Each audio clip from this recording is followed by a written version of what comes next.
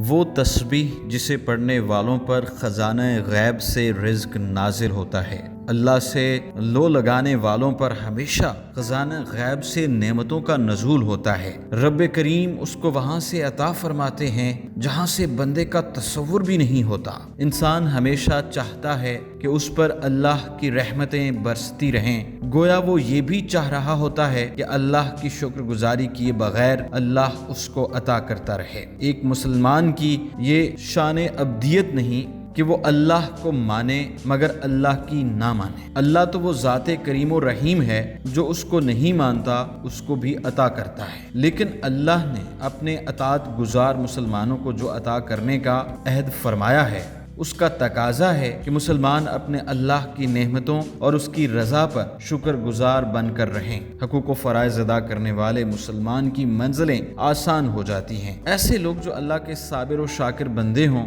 اور ان سے خطائیں ہو جاتی ہوں، دل سے توبہ کرنا چاہتے ہوں، اپنی خطاؤں پر غم زدہ ہوتے ہوں، وہ لوگ یہ تسبیح روزانہ پڑھنا معمول بنا لیں تو رب کریم ان پر بہت مہربان ہوگا۔ روزانہ بعد از نماز عصر یہ تسبیح لا الہ الا اللہ سبحان الرحیم الغفار 100 مرتبہ پڑھا کریں۔